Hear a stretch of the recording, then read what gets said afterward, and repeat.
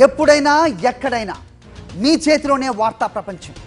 మీ మొబైల్లో, మీ కంప్యూటర్లో, మీ టీవీలో సాక్షి టీవీ డిజిటల్ ప్రసారాల కోసం లాగిన్ అవ్వండి www.youtube.com/sakshi-tv. Subscribe Sakshi TV YouTube channel. Hello, welcome to Sakshi cinema. Tollywood నటి కల్పిక గణేష్ పేరు కొద్ది రోజులుగా సోషల్ మీడియాలో వైరల్ అవుతూనే ఉంది. తాజాగా తనపై తండ్రే ఫిర్యాదు చేశారు. 2 నెలల క్రితం ప్రిజం పబ్ యాజమాన్యం ఆమెపై కేసు పెట్టింది. బిల్ చెల్లించకుండా తమ సిబ్బంది పట్ల అసభ్యంగా ప్రవర్తించిందని కల్పికపై ఫిర్యాదు చేశారు. అయితే అదంతా అబద్ధమంటూ ఆమె విచారణ ఇచ్చింది. రీసెంట్గా హైదరాబాద్ శివారులోని ఓ రిసార్టుకు వెళ్లిన కల్పిక అక్కడ కూడా గొడవ చేసింది. సిగరెట్ అడిగితే పట్టించుకోలేదని అతనిపై ఫైర్ అయింది. ఆ వీడియో కూడా నెట్టింట వైరల్ అయింది.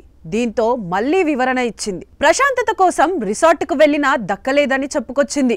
దీంతో నెటిజన్లు కూడా ఆమెపై మండిపడ్డారు. మంచి డాక్టర్ను చూసి మానసిక వైద్యం కోసం ట్రీట్మెంట్ తీసుకోవాలని సలహా ఇచ్చారు.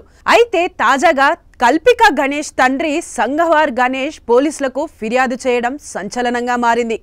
కల్పిక కొంతకాలంగా మానసిక సమస్యతో ఇబ్బంది పడుతోందని ఆమె తండ్రి పోలీసులకు ఫిర్యాదు చేశారు.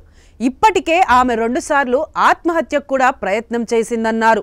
దీంతో ఆమెను గతంలోనే రీహాబిలిటేషన్ సెంటర్లో చేర్పించామన్నారు.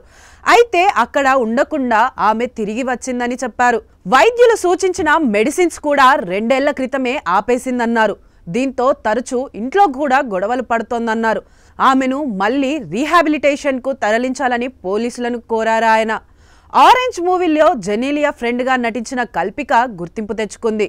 ఈ సినిమా తర్వాత తెలుగులో జులై, సారొచ్చారు, సీతమ్మ వాకిట్లో సిరిమల్లె చెట్టు, పడిపడి లేచే మనసు, హార్ట్ ఫస్ట్ కేస్, యశోద వంటి సినిమాల్లో చేసింది.